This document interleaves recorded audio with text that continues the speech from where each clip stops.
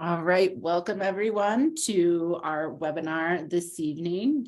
Canada's pensions have a climate problem. We're going to wait for a few minutes for folks to jump on, and we'll get started here in just a few minutes. But welcome, and we'll give it just a few for folks to jump on. I see folks are just starting to join.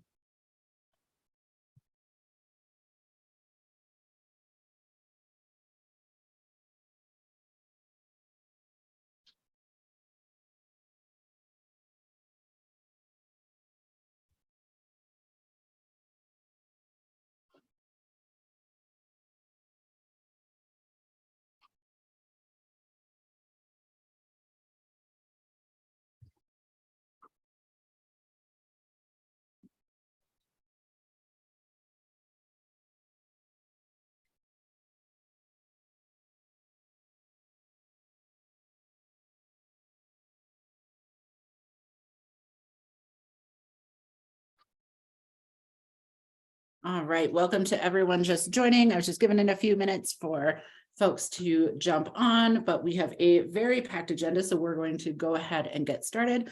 Welcome everyone. My name is Amy and I'm the Senior Climate Finance Strategist at Stand.earth, she, her, and I am coming to you. I would like to come to you this evening and land us in this space with a land acknowledgement. It's hard to do on Zoom because we're all in so many different places. But I invite everyone to acknowledge the land that you're on as we begin this session and important work. I would like to honor with gratitude the land itself and acknowledge that I am on the traditional land of the Ute, Cheyenne, and Arapaho tribes. When we talk about land, land is part of who we are. It's a mixture of our blood, our past, our current, and our future. We carry our ancestors in us. They're around us as you all do. Today, Indigenous people continue to protect and remain in relationship with these relatives and will do so until the end of time. It is vital to honor these beginnings and recognize the ongoing dedication and importance of Indigenous culture within our communities and within the land that we gather, live, learn, and work on. It is important to understand the longstanding history that has brought you to reside on the land and seek to understand your place within that history.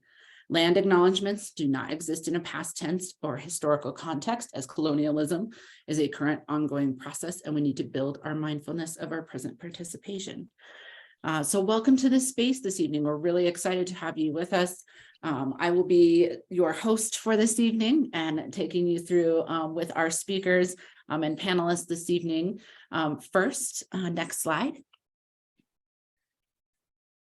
Just a couple of Zoom logistics. This webinar is being recorded and will be sent out after. Please use the Q&A function to ask questions. Identify yourself as press if applicable so we can get to you quickly. Transcription is available. Please use the toolbar at the bottom of the screen to access that.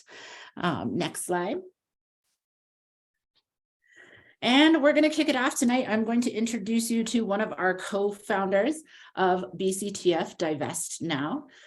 We'd like to welcome Jillian with us. Jillian has been a classroom teacher for 27 years and is a social and eco-justice rep, staff rep, and co-founder of the BCTF Divest Now campaign, and has been part of numerous campaigns to stop fossil fuel expansion and save the remaining 2.7% of BC's old growth forests, and is currently self-representing herself in court for an arrest in September of 2022. And believes that we, the adults, need to do whatever we can to save some shred of a future for our children who did not cause this mess. Welcome, Jillian. Thank you, Amy, and welcome everybody. So yeah, just a little bit about me. I was at an Extinction Rebellion event in South Fall, Vancouver. I'm here on Tsleil-Waututh, Squamish, Musqueam territory. And there was a student strike being planned, and they were looking for a demand, and they were floating around teacher pension divestment. And I was a little confused because I hadn't really looked, it's embarrassing, but I hadn't really looked into it all that much. I just assumed, you know, the BCTF is a social justice union. We call ourselves a social justice union. But then I realized, of course, I don't work for the BCTF. I work for the provincial government. So I started digging into our pensions and into BCI, which we'll get to what that is and how that works, and the teacher's pension plan.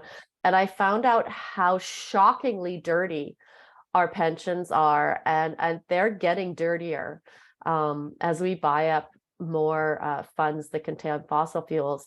I did meet Kim Benson at an event, and she was as passionate as I am about this. And we decided we're going to do this for the kids. You know, the kids shouldn't have to shoulder this, miss school for our pensions, that we're going to get it done. There was a resolution passed at the last AGM that was just after we founded BCTF Divest Now. And it was to lobby the TPP to divest our pensions. That's the strongest language we could use. But it was it was resoundingly passed. And since then, we have received, there's been one letter sent by the BCTF executive to the teachers' pension plan to lobby, and that was sent by previous president Terry Mooring, not current President Clint Johnson, and there has been no follow-up after that. We have seen the letter. You know, it's what it is.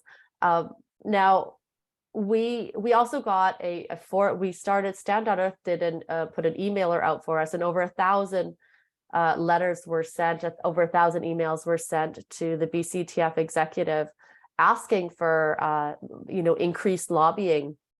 And we got a form letter back, which was a little bit disappointing, to say the least. So some of you will have got that form letter.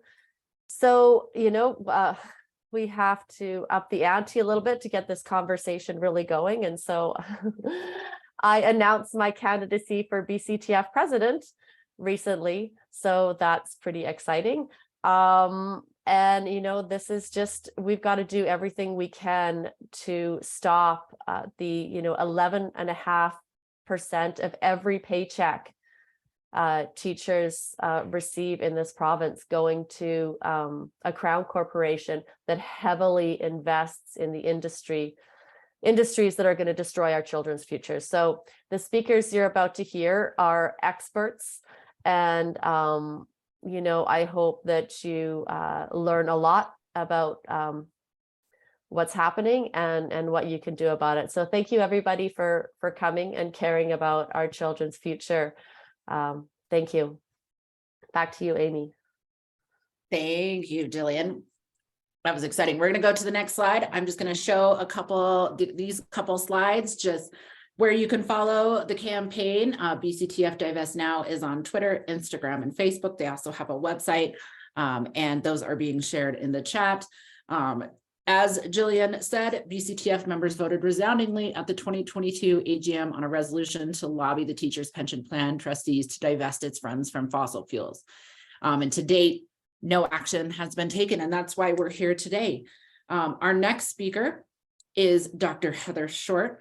Dr. Short holds a PhD in earth sciences and has been teaching geology, earth system science, and climate science for 25 years, focusing on the present human-caused climate and ecological crisis over the past 15 years. She designed and taught the only climate science courses in QC college system. Frustrated by the dissonance of teaching young people about the climate emergency in the context of a world that is still largely in denial about the urgency with which we need to act to mitigate it, she resigned from her tenured position as an act of conscientious objection to educational business as usual with a green twist. She now endeavors to educate the adults in the room, those of us who have the political and economic agency to take meaningful action to avoid the worst consequences of climate breakdown. She attempts this through consulting and an asynchronous climate literacy course for lifelong learners, Climate Plus Change, available through Sterling College, Craftsbury, Vermont, where she is also an adjunct faculty member and consulting scholar. She lives just outside of Montreal, and I will pass it over to Dr. Short. Thanks, Amy. Can we have the next slide? Thanks. So I feel a little like I'm preaching to the choir here, but we'll do it anyway. So we're in the middle of a climate emergency, as many of you know, and what we're experiencing right now, the impacts, especially over the last 2 years, are happening now, but they were predicted to happen 10 years from now. So this is urgent. In the next 10 minutes, I'm going to try to walk you through very quickly the science, the political response to that science, and then what we should actually be doing next. So I have 4 main points this evening. The IPCC, which is the Intergovernmental Panel on Climate Change, targets for CO2 emissions reductions globally are really the bare minimum of what we should be aiming for. Next. 2, globally, we're not even close to meeting those points. So they're the bare minimum targets, but we're not even close to meeting those targets. Next. Canada is among the worst offenders in terms of not having policies in place that are on track to meet even those very bare minimum IPCC CO2 reductions targets. Next. So my final point, which is kind of the point, this is an emergency, and we really can't wait for governments to act as bravely as they need to. Next. So why is this an emergency? I think we all know this intuitively, but here's a nice illustration of it. This is a graph of the global average surface air temperature over the past 2021 years relative to the average temperature over that time period. So that's sort of that median line that you see there. We are here up in the top right-hand corner at the top of that spiky red stuff. It's serious. So we are, at least in the last 2,000 years, at temperatures that we've never experienced before. So next slide, please. So the Intergovernmental Panel on Climate Change is a panel of scientists from all around the world that get together and review all of the latest climate science and then come up with recommendations for governments. What they recommend, and I'm sure you've all heard, is this 1.5 degrees Celsius heating above pre-industrial levels. This is what they urge the world to stay below, and what this means physically is reducing CO2 emissions globally by 45% from 2010 levels in the next 7 years minimum.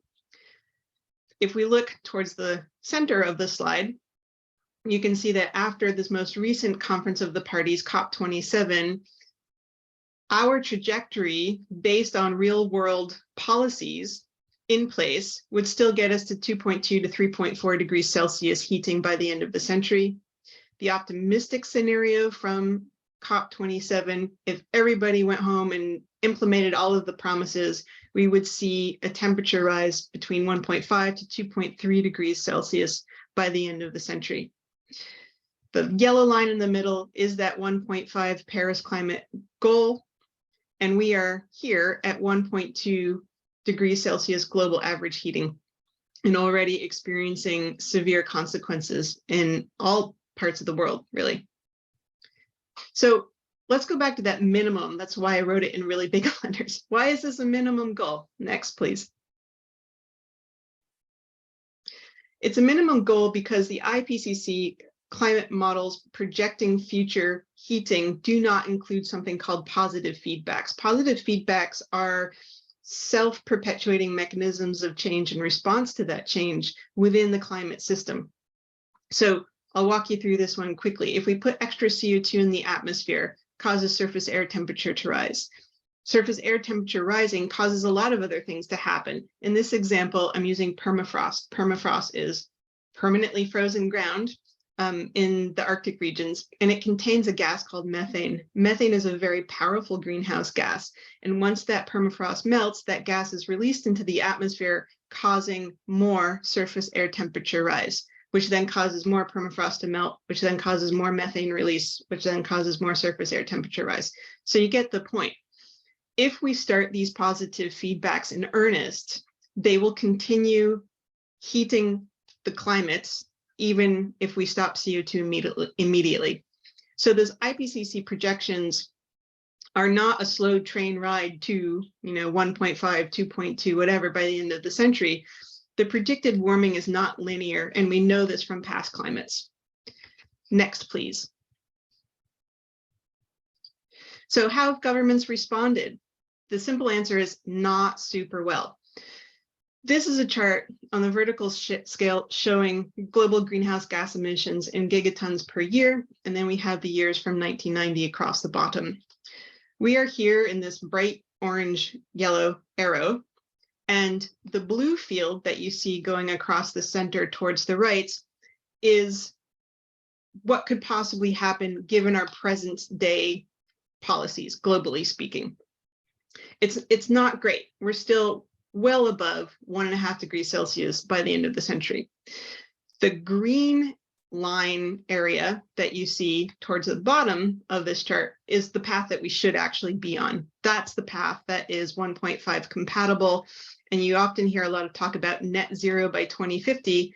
That's the path we need to be on in order to make it to that. Keep in mind also that all of these projections are based on models that don't include those positive warming feedbacks. So again, this is a bare minimum of what could happen. The orange vertical arrows that you see in the center of the chart are essentially the gaps between what we're doing and what we actually should be doing in order to keep heating to a minimum and avoid those positive feedbacks kicking in. Next, please. So this graph is kind of busy, but I really like it, so I'm going to show it to you.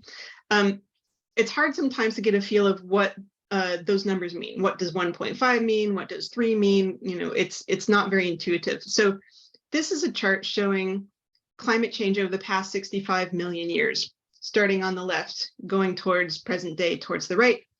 And I want to draw your attention to the yellow arrow in the bottom right. This is the time period, more or less, about 10,000 years ago, at which human civilization as we know it in agriculture began. It existed in a very, very stable climate time frame and well, climate, basically. If we go up towards the top of that graph, you can see the blue line there, which represents Homo sapiens existing on the planet since about 300,000 years ago. Above that is a purple line for the genus Homo, starting at about 3 million years ago. So if we look at that, it gives us a bit of a sense of what the world was like in Earth's past climates.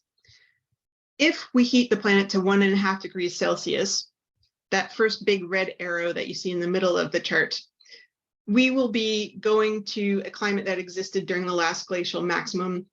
Neanderthals were around, Homo sapiens were around, they might have been friends, great. So it's not that big of a deal. It'll be a huge, huge difference and will have catastrophic consequences, but it's much better than the alternatives. Estimates right now suggest that we'll reach 1.5 degrees Celsius heating in the next decade, 20 years maximum on our present trajectory. If we continue on our present trajectory, we will see a climate that existed 3 million years ago in about 70 years. This is a time before even any member of the genus Homo existed on planet Earth. If feedbacks kick in, some models predict that we could experience that climate in 7 years, which is an order of magnitude difference. If those positive feedbacks kick in, we could actually, in this time span of about 4 generations, see a climate at this yellow arrow towards the left of the slide, which is the warmest that the planet has experienced in the last 50 million years. That kind of a world is unimaginable to us. Next slide, please. So we have a very serious knowledge action gap. We know what we're headed for. We know what we need to do to avoid it, but we're not doing it. So even if we manage to get our greenhouse gas emissions in line with these IPCC suggestions, remember that statistically, there's only a 2/3 chance of staying below 1.5 degrees Celsius, even if we are really, really good and do what we're supposed to do. Even with 1.5 degrees Celsius warming, we still will have catastrophic consequences to our climate. Net zero by 2050 is too little too late, and it also relies almost entirely on fairly existent costly technology, which is carbon dioxide removal and storage. presently, this year, less than 1/1000th of the CO2 emitted globally was captured by technology and stored. So there's absolutely no financial incentive for this, and we cannot rely on it. Next slide, please. So how's Canada doing? Not super well. The organization Climate Action Tracker tracks the commitments and the policies of countries all around the world. And essentially Canada gets a highly insufficient rating. Sorry, that's my dog. So just to read from their evaluation, Canada seems incapable of kicking its oil and gas addiction. It approved an offshore oil and gas mega project in April 2022, even though the International Energy Agency says no new developments are needed if we're serious about achieving net zero. And again, and that's net zero, and that's without positive feedbacks in the model. Next, please. So the IPCC, who are notoriously conservative in their language, said in their last report, or in 2018 report, that limiting warming to 1.5 degrees Celsius would require transformative systemic change in all aspects of society. This is an emergency. The science says this is an emergency. The world needs to rapidly phase out fossil fuels, and we must lead the way. Thanks.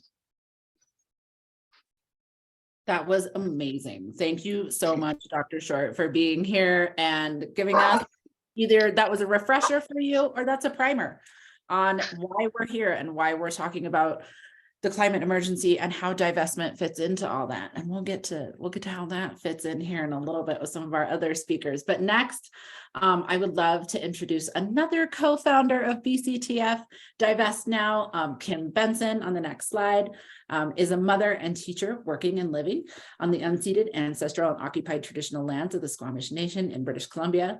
Mortified after learning the BC Teachers Pension Plan is heavily invested in fossil fuels and other life-killing companies. Kim co-founded BCTF Divest Now with fellow teacher Jillian, who you met just a few minutes ago.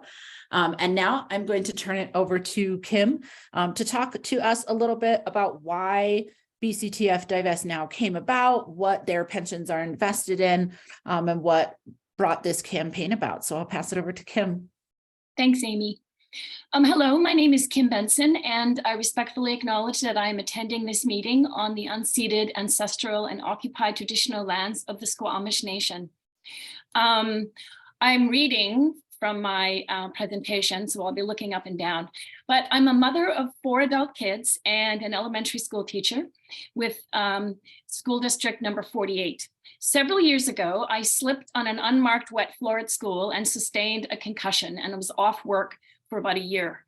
I had difficulty with focus and attention when reading, so to practice, I read tons of books and IPCC reports on the state of the earth as a result of our human activity. So I just want to make a few points and make some connections. So basically, as you just heard from Dr. Short, if we continue business as usual, we're on target to hit 2 or 3.5 degrees of warming in like decades.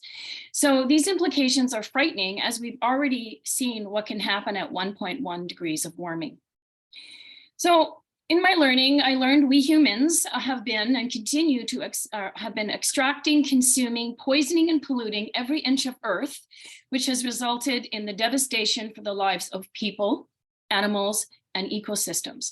We are literally destroying the very nature that absorbs carbon dioxide and keeps our earth in balance: soil, plants, forests, oceans, sea animals, etc. Meanwhile, fossil fuel companies are ramping up production with more intensity than ever before, using money from our teachers' pension investments and as taxpayers, because the Canadian government gives $3 to $5 billion in subsidies, as well as significant tax concessions to fossil fuel producers every year, while they continue to make billions in profits. Now, here's just a tiny little snippet of some of the companies we're invested in. Canadian Natural Resources, 106 million. This is every year. This isn't just, over a decade. Enbridge, 43 million. ExxonMobil, 19 million. Suncor, 25 million. Chevron, 10 million. Tech resources, 19.9. Now, we have this pension manager, British Columbia Investment Management Corporation, known as BCI, and it's the company who manages our BCTF pension investments under direction from our pension board trustees. So an analysis of BCI's public pension equities portfolio found that as of March 31st, 2022, the pension manager held nearly $2 billion in US funds and shares of fossil fuel companies. And the numbers are mind-boggling. So I just wanted to make just a couple of points here about our money. So our money is not only contributing to the warming of the planet. And first point, it's reconciliation and fossil fuels. So in 2012, TC Energy, which we are invested in for $81 million, was selected by LNG Canada to design, build, and operate Coastal GasLink.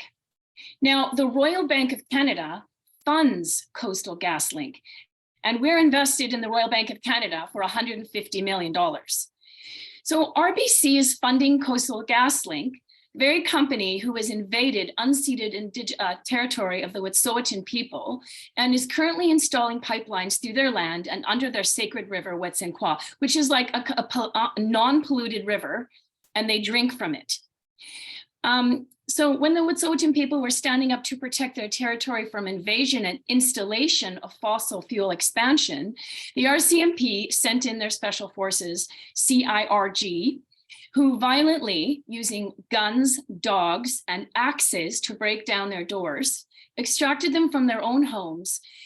They were arrested, put in jail, and went through the court system. And all of this, even though the Supreme Court of Canada recognizes Wet'suwet'en law and that the land belongs to the Wet'suwet'en people. I encourage everybody, I think we have some links there, but I encourage everybody to learn more about what's going on. So this is simply ongoing colonial violence. We cannot claim we are a social justice union participating in reconciliation within education, and then at the same time financially benefit from investments that are funding invasion, violence, and land theft of Indigenous people here in so-called Canada and elsewhere in the world. So my second point is that we are invested in companies that break the laws. I mean, there's not a lot of laws for them, but for example, both Tech Resources and Coastal GasLink have been hit with fines recently for ethical violations against the environment and Indigenous people. Tech Resources was fined $60 million for contaminating rivers in southeastern BC. Coastal GasLink, the most recent fine was, I think, $213,000, and they were caught wrecking the Skeena Salmon and Steelhead Spawning River. So the third point is students and young people.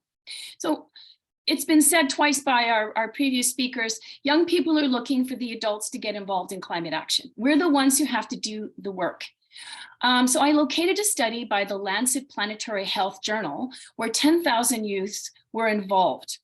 And the three main findings was this. One, they don't like the way we have organized society, and they don't want to participate in the capitalist consumerist systems we have created and maintain. Two, they are confused at the failure of government to act on climate change. And three, they feel humanity is doomed, have anxiety, fear, and experience intense feelings of hopelessness. So there are millions of children around the world who are living through life-threatening climate catastrophes, and those are just going to get worse. Drought, fires, mudslides, and floods. These children don't have a voice, and they're not in any studies. We need to do our part and divest for these children. By divesting from fossil fuels, we are participating in uprooting the systems of dominance, oppression, and unequal wealth distribution that have given rise to the climate crisis, capitalism, colonialism, and white supremacy. We are participating in climate justice and reconciliation when we divest from fossil fuels. We are signaling to other pension groups that the oil and gas era must end. There is a pathway to divestment from a fossil fuel-based economy to one that prioritizes racial and social justice and upholds Indigenous rights. We are ordinary people.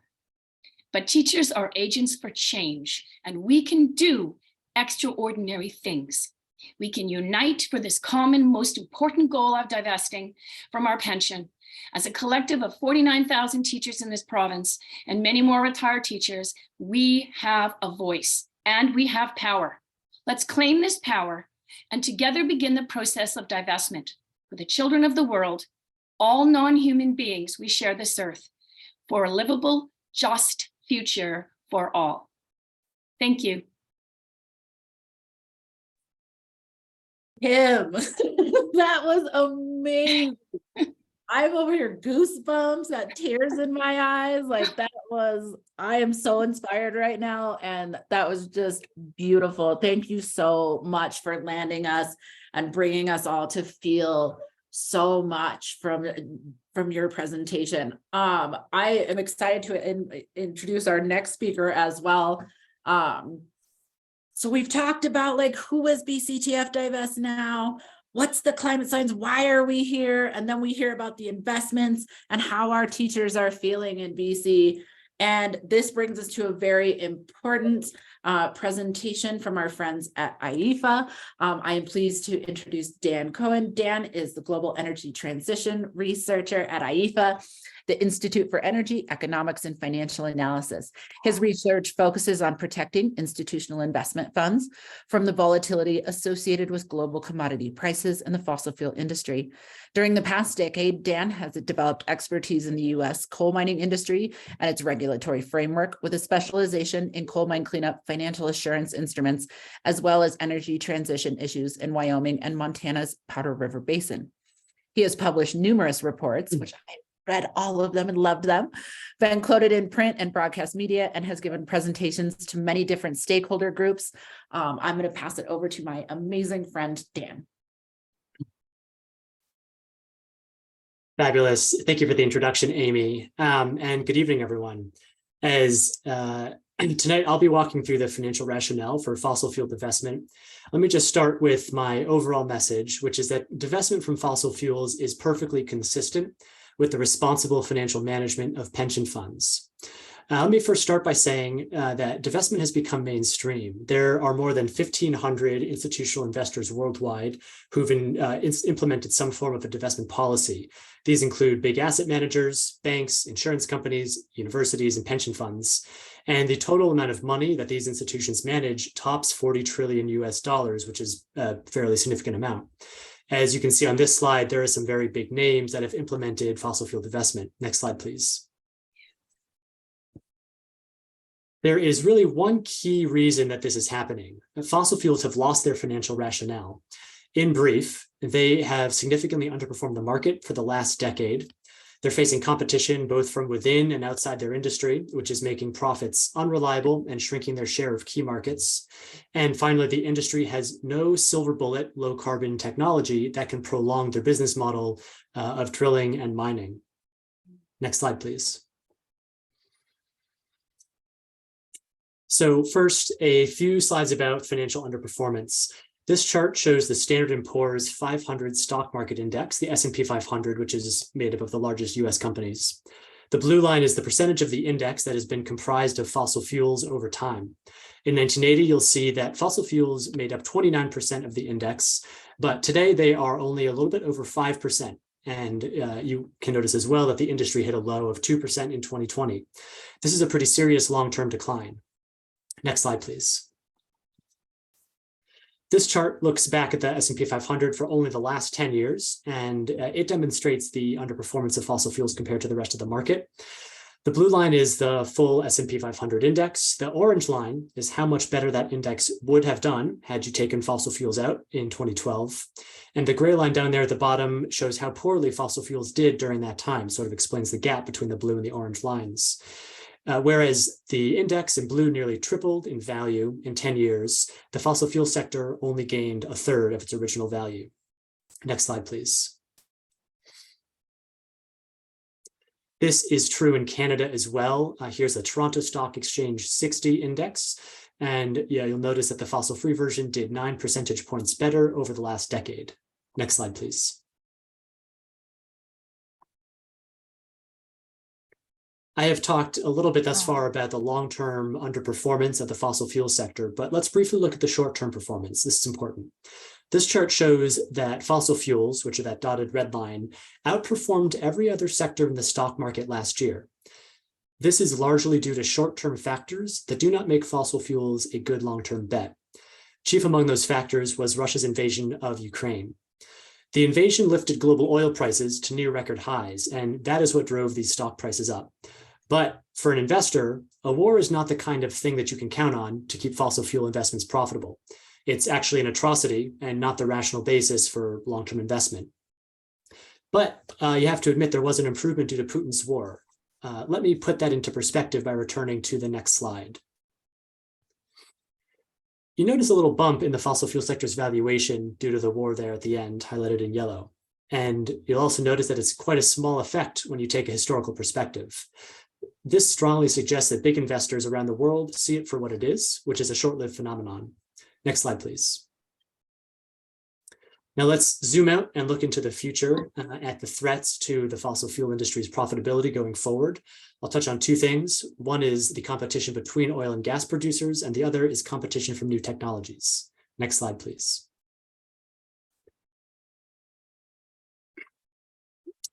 So the oil and gas industry consists of many different actors who are in competition for the overall share of global demand. You have your super majors, ExxonMobil, Shell, BP.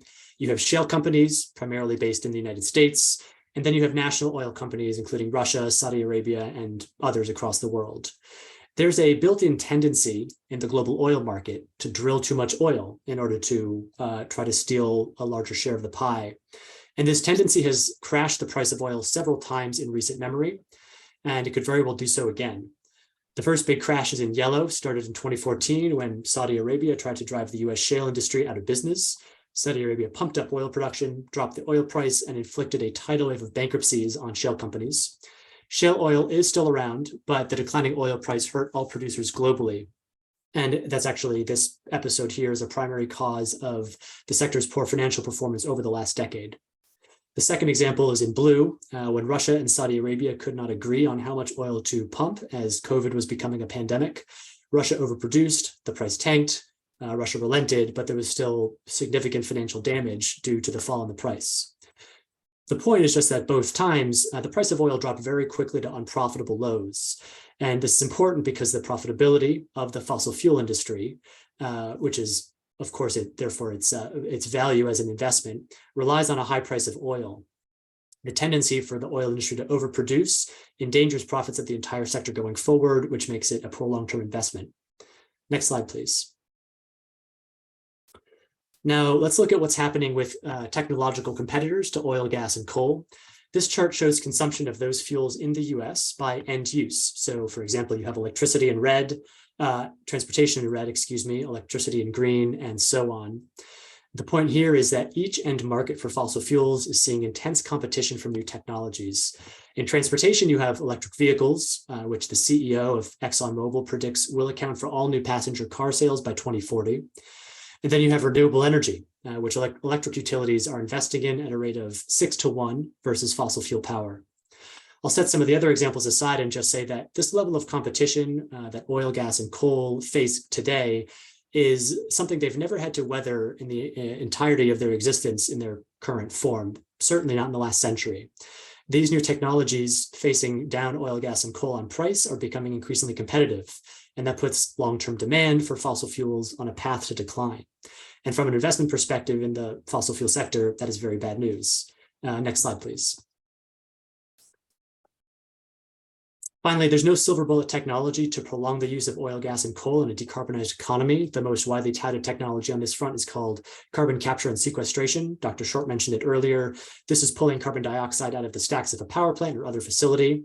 And when you look at the data, the technology has not yet been shown to be commercially successful.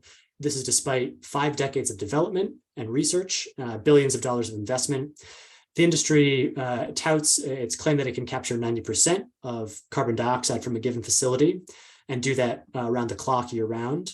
But the data suggests that no power plant that has released data publicly has hit that level for any kind of extended period. Despite this, or perhaps because of it, the fossil fuel sector continues to invest only small amounts of money into carbon capture and sequestration. It doesn't invest much more in other low carbon technology. Next slide, please.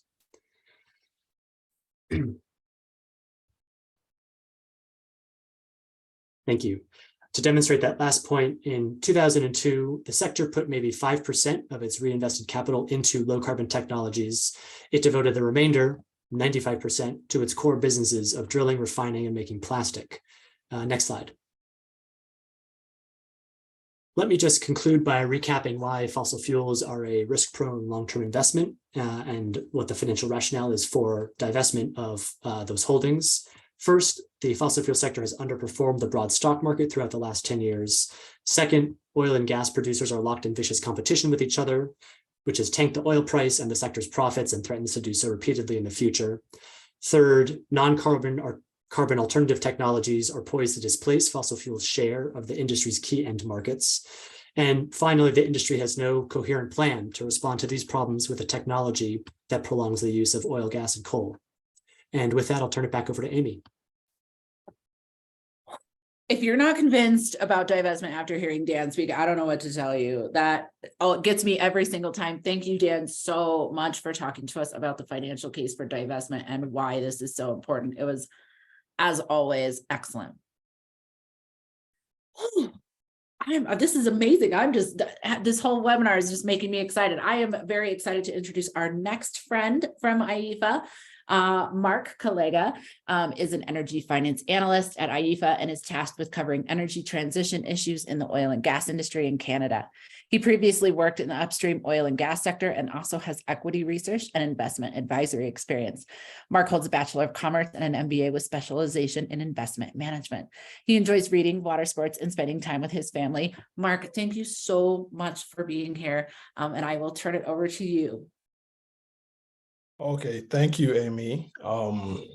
Okay, so I'm just going to go right into it. I'm going to delve into the structure of the teacher's pension plan as well as BCI, and then I'll conclude with a potential pathway as to how we could achieve the objective of divestment. So the teacher's pension plan has assets of about $37 billion. That's made up of contributions from teachers. The government makes a matching contribution as well, and the remainder is made up from return on investments. Actually, about 75% of the pensions paid out to a beneficiary is generated from investment returns. So it's very critical how these funds are invested, what they're invested in order to be successful and meet long-term goals. The teacher's pension plan is very well managed. It's stable and secure. Over the last decade, annualized returns are about 10.1%. That exceeds 5.75% return, which is required to meet its long-term obligations. So there is actuarial surplus. So it is a stable plan, which is not always the case across different jurisdictions in the world. So credit is due to BCTF, the teachers, the provincial government as well for the structure and proving the foundation, and BCI as well as the investment manager for being able to deliver stellar returns over the past decade and longer. BCI is one of the largest investment managers in Canada, probably the largest in British Columbia. They have about $211 billion assets under management. Roughly about 78% of that is due to pension fund clients. Those are the majority of the clients. These include mostly other public sector pensions in British Columbia. The college pension plan, municipal pension plan, teachers, of course, and public service workers as well are all clients of BCI. Next slide, please. BCI manages all these different pension plans by combining their assets in pooled funds. So the pooled fund structure will have assets from the teacher's pension plan, municipal, and the college, all invested in perhaps one fund and equity. They have pooled funds for all the different asset classes. So you have real estate pooled funds, you have multiple equity pooled funds, you have multiple fixed income pooled funds as well. The point is these funds from the different pension plans are pulled together and they have similar exposures. So for example, if there's a BCI active equity fund that has investments in Chevron, ExxonMobil, or Suncor, for example, you would have all these various pension plans having the same or similar fossil fuel exposure. Next slide, please. Now we'd go into the structure of the teacher's pension plan. The structure, the plan is governed with a joint trustee structure, and that just means that the British Columbia provincial government as well as BCTF participate equally in the administration of the plan. There's a 10-member board of trustees, and 5 of those are appointed by the provincial government, and BCTF appoints the remainder 5. These trustees are key decision makers in how the pension is managed.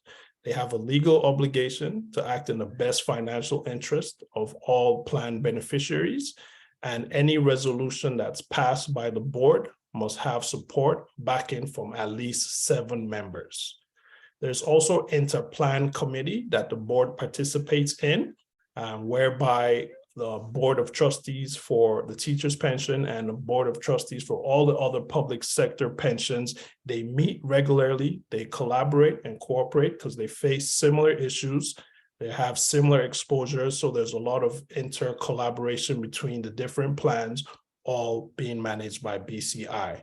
The Teachers Board of Trustees meets quarterly with BCI, and they review performance for that quarter and any issues that may arise. Key to note is that the board itself doesn't make direct investment decisions.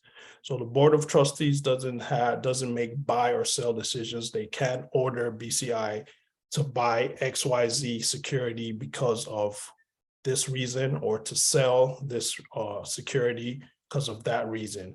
BCI as the investment manager is who makes the buy or sell decisions. However, the Board of Trustees influences the investment of plan assets through the document, which is called the Statement of Investment Policies and Procedures.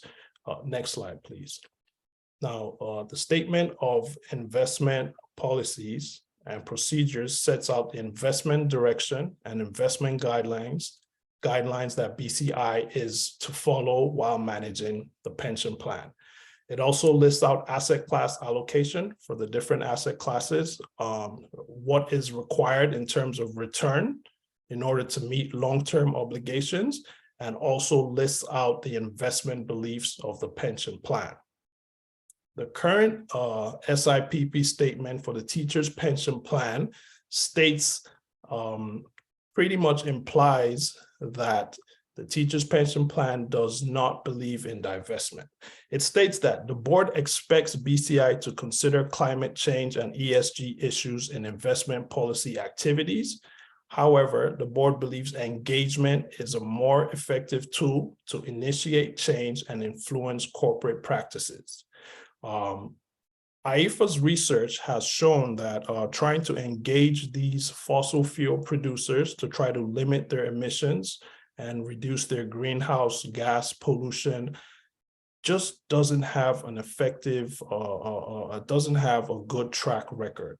There's not a lot of history of that being effective, according to our research. What we have found is a lot of investment managers that try to engage these fossil fuel producers after not making any headway, had to eventually resort to divestment as a way to reduce their exposure. Next slide, please. So in terms of divestments and implementation, BCI has numerous options how they can implement this. There are a lot of different tools on the market that could enable them follow through with the mandate if it's passed.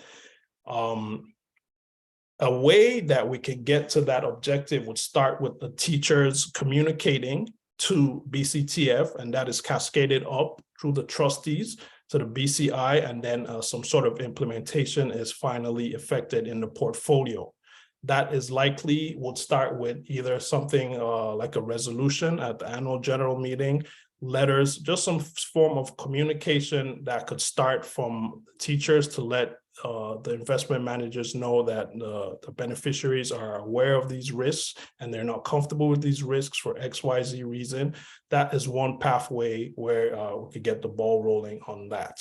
A second one is the BCTF trustees or BCI investment management team comes to these realizations by themselves and realizes these investments are risky. These investments are doing damage to the environment, and maybe we should shed our exposure.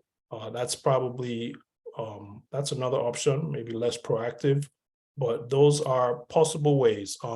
In terms of actually implementing a divestment, BCI has a lot of tools at its disposal.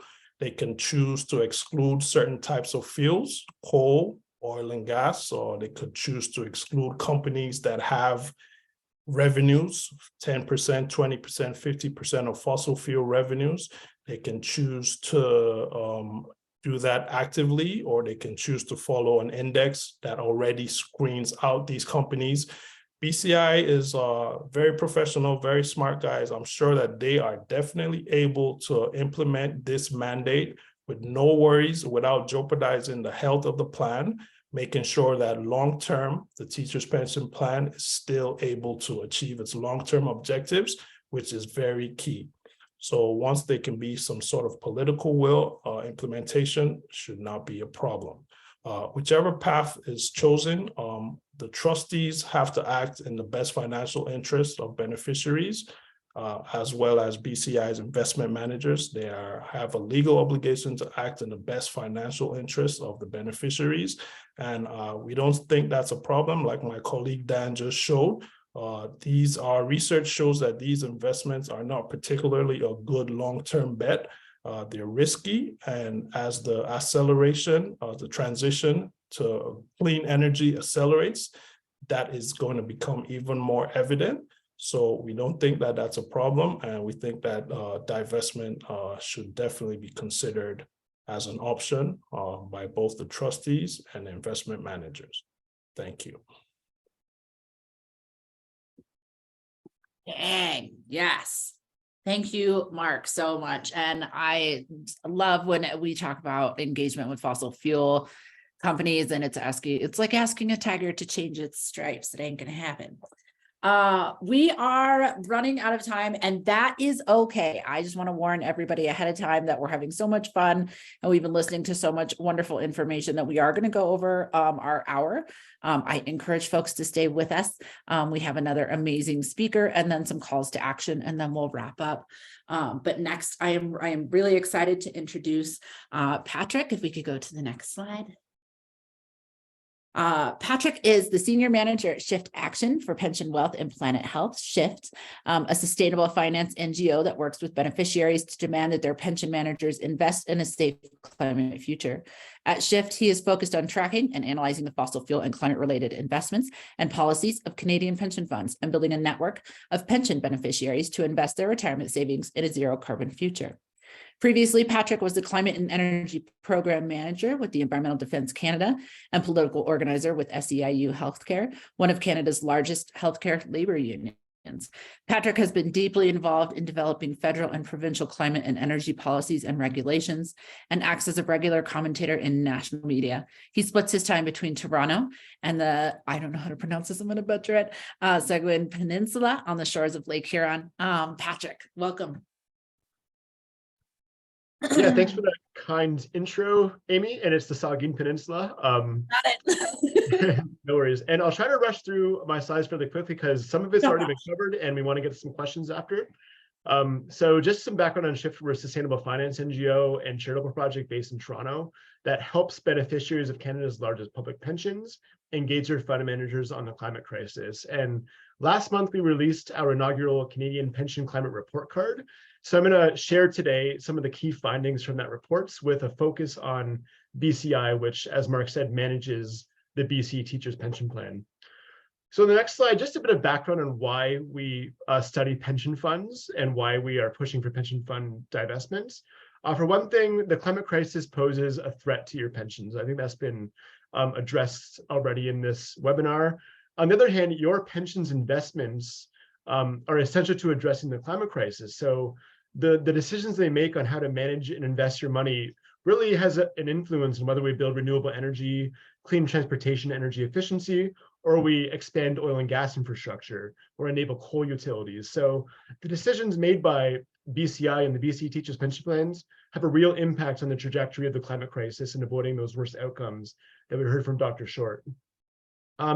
Your pension managers also have a legal fiduciary duty to manage investments in your best long-term interests. So they actually have a legal obligation to manage climate risks and invest in your best interests in the short and long term. We need trillions of dollars of capital to achieve the energy transition required to achieve climate safety. And we need exponential growth in those climate solutions, and pension funds have the capital to do that. And finally, like we heard so eloquently from Kim and Jillian today, this is your money. This is your hard-earned retirement savings. Every paycheck, a portion of it goes to this fund, and you should have a say in how it's invested. So the values of the members of this pension funds really matter, and we think that we need to raise the voices of BC teachers on how those savings are invested. So in the next slide, we just want to make the point that like all pension funds, claim to care about climate, but their goals are not always clear and their actions don't always support their claims. So we set out with this pension fund report card to do two things. One was to set a clear basic standard for what pension funds need to do to protect both pensions and the climate based on science and international best practice. And secondly, to evaluate how Canada's largest public pensions are making progress against that benchmark. So we put our assessment of Canadian pension funds' approach to climate into 6 buckets, which are on this screen here. And we reviewed about 200 different pension fund sources, including reports, documents, policies, web pages, to essentially give pension funds a letter grade based on each of these categories. And I hope the teachers on this call appreciate our A to F scoring. On the next slide, where we have a summary. It might be a lot to absorb at one glance, but we will dive a bit into each category. The pension managers on the left of that chart there are acronyms for 11 of the biggest pension managers in Canada, including the Canada Pension Plan, as well as the BC Public Pension Manager, BCI. I've highlighted BCI there so you can see their scores. We also on the bottom assessed 4 international funds from the UK, Sweden, Australia, and the US as for comparative purposes to the Canadian funds. And there's 2 things on this chart that I just want to highlight here. One, we really do see leaders and laggards emerging. So at the top, you can see some Canadian funds that are putting in place the elements of credible climate plans. At the bottom, we have some that are really lagging behind. And you see BCI kind of in the middle there at the bottom to low range of the pack there that really don't have a credible climate plan in place yet. And finally, I want to draw your attention to that right-hand column, fossil fuel exclusions. And this really shows that Canadian funds across the board have largely been unwilling to consider fossil fuel divestments as an investment strategy. This is something that really differentiates them from the international leaders. And we don't really understand why, when all these huge investment managers all over the world are doing this, there seems to be this tendency for Canadian funds to be allergic to this, and we need to change that.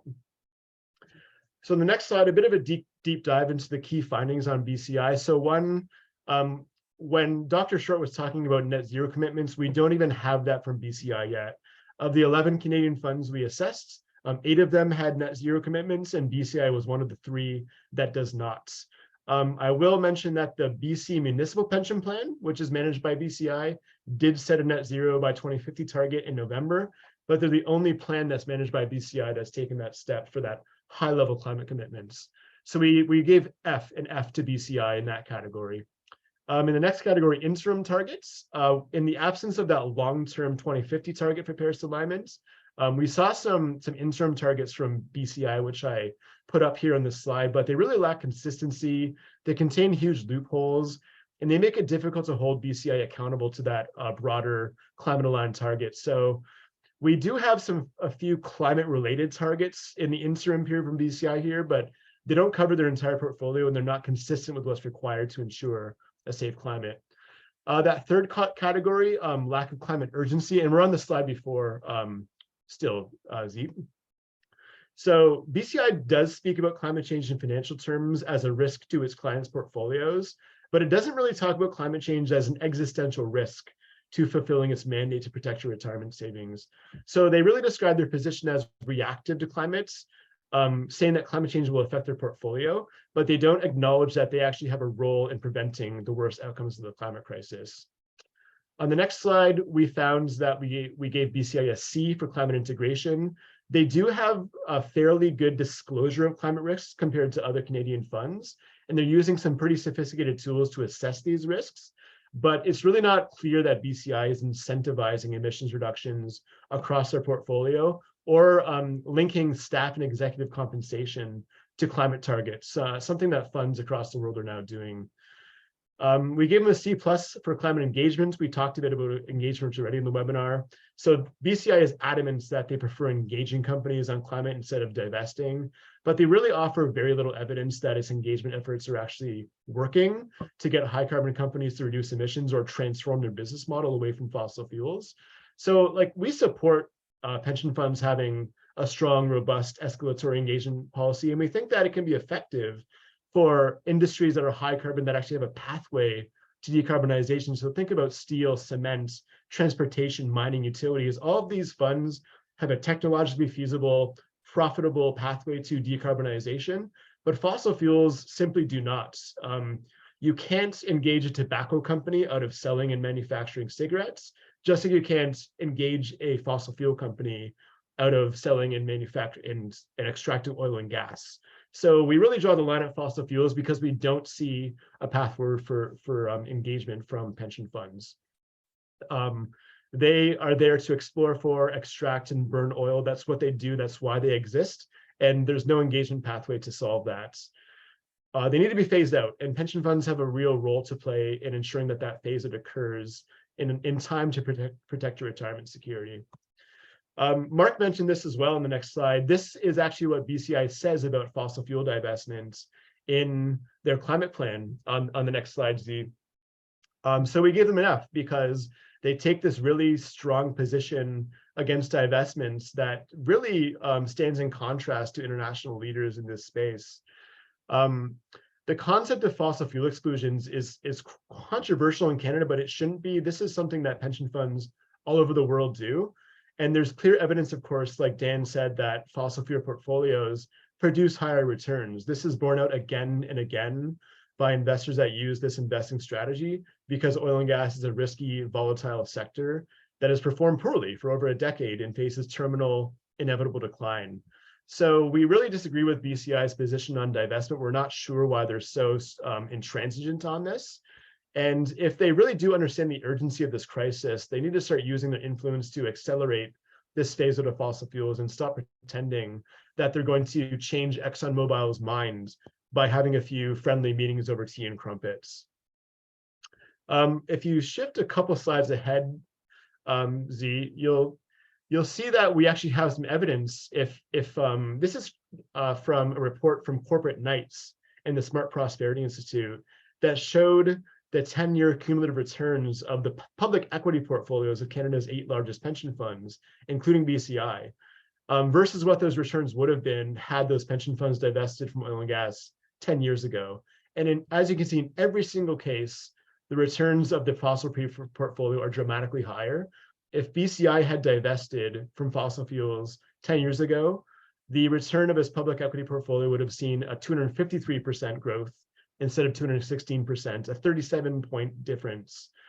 So really not divesting from fossil fuels has already cost your pension fund money in the last 10 years. The next slide, some final kind of key findings from our assessment of BCI. Like I said, there's little evidence that their engagement of oil and gas companies is effective in reducing emissions or transforming those fossil fuel business models. We estimate that BCI has about $8.3 billion invested in fossil fuels. That's 4% of its assets. That's probably a lowball estimate based on the public information we had access to. And that compares to about $2.8 billion in what they call climate-related opportunities. So significantly less exposure to those climate solutions that we need to achieve a safe climate. BCI is big on fossil gas pipelines and converting those to hydrogen in some way. So they're actually the private co-owner of private gas companies, operators of gas transmission and distribution systems in Germany, the Czech Republic, Brazil, the UK, and Washington. And they're actually increasing their fossil fuel investments instead of reducing them. So last year we saw that they bought a company called Corex Resources.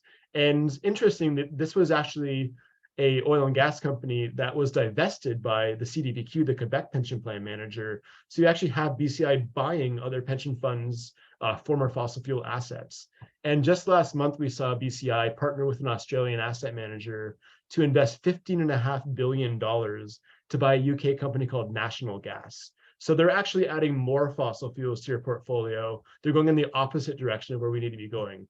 And finally, to follow up on what Kim said very eloquently is, BCI has no Indigenous rights policy. We think this is a big problem because they're a crown corporation in a province that has legislation to enact UNDRIP. And we think it's really problematic that a massive investment manager in BC doesn't have a policy to integrate into Indigenous rights and reconciliation into its investment framework. So that was one of the key recommendations of a report, was to get an Indigenous rights policy in place as soon as possible to respect the Indigenous communities that are affected by BCI's investments.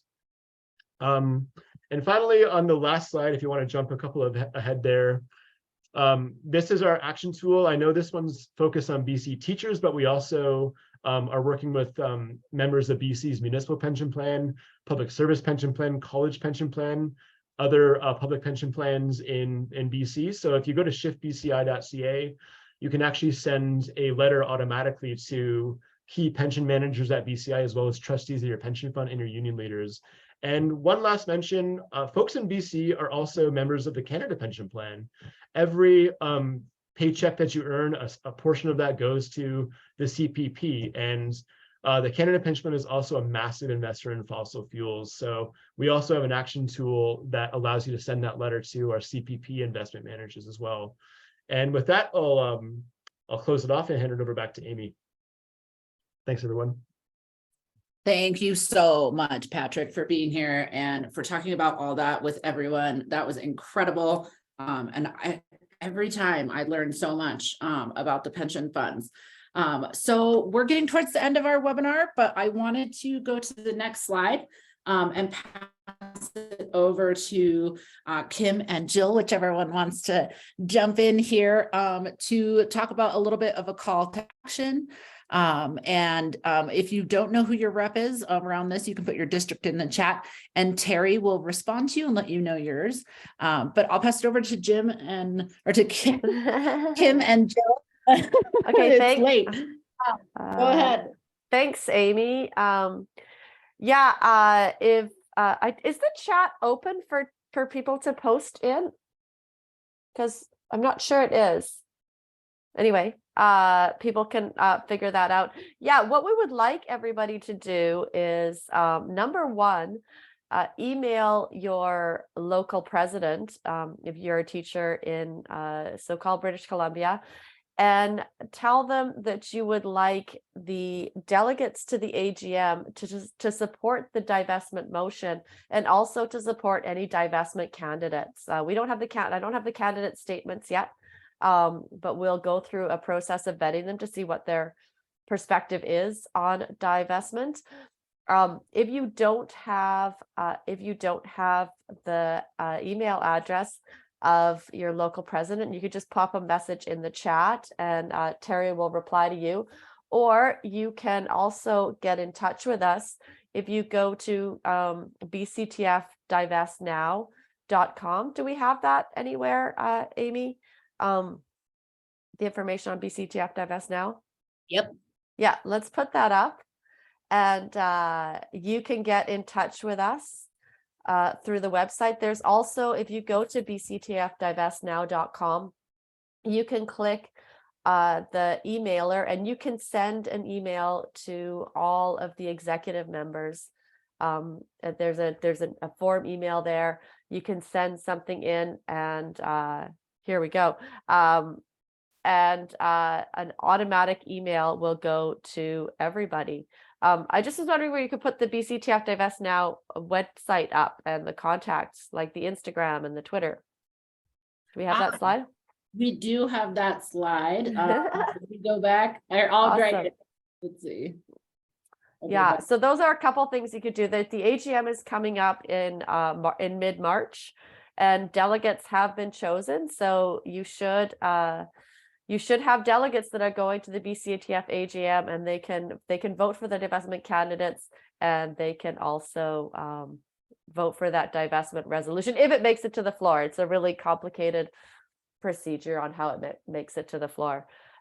Maybe while we're playing we're also going to leave you can also spread this video around, and you can spread this video around. There is a YouTube link, and we will also get the YouTube link in the chat there, so you can just copy it and spread it around to everybody. Yep, and Zai has been posting your Instagram and Facebook and Twitter and website all in the chat while you've been. Perfect. Yeah, and we're sharing the YouTube link now. There it is. Awesome. So Thank we're gonna play the video here in just a sec as we close out the webinar. But I did want to, before we play the video and close out, I did want to thank everyone for being with us tonight. Please support these BC teachers. Please support BCTF Divest Now. This is such an important campaign. And other folks, if you're interested in joining, you can join that campaign. You can also join the Climate Safe Pensions Network, and we'll follow us on Twitter and check out our website as well. We support all of the pension divestment campaigns around Turtle Island. And so with that, thank you very much to our panelists and speakers. Y'all were amazing and wonderful. Thank you to our tech support and our chat support. We could not do this without you. So I'm going to turn it over to this lovely video. And thank you so much for being with us tonight.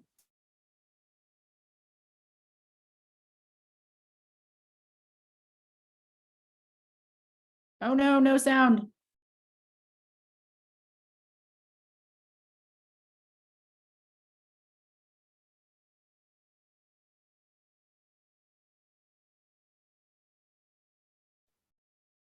Smoky air forces our children inside.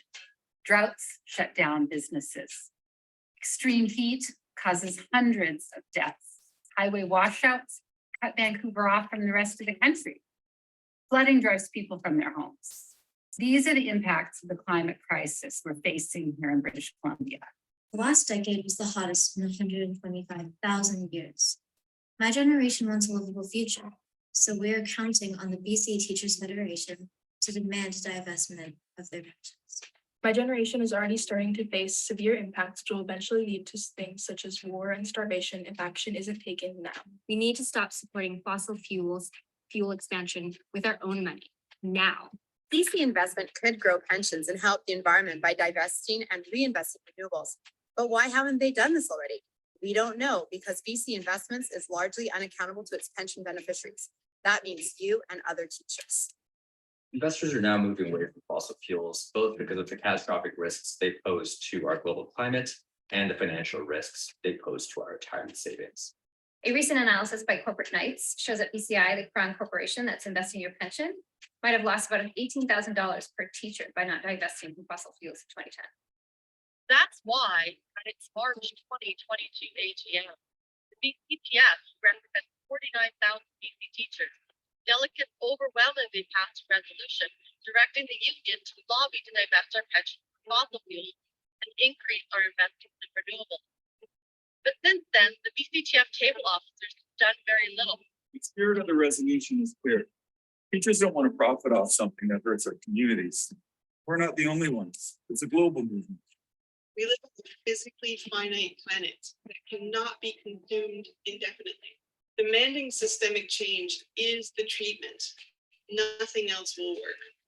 Divesting from fossil fuels is your chance to help ensure that your elderly self, your kids, your students have a decent chance at decent lives. Go to the website below to tell the BCTF and Teacher Pension Plan Board to divest now. Contact us if you'd like to organize a meeting with your local or in your community. As a teacher, you're doing a great job of teaching us. Now we need you to go one step further and stop investing in fossil fuels that will jeopardize us and our future. Go easy on the earth, lightly on the water. This place is for your sons and daughters. Easy on the earth, lightly on the water. This place is for.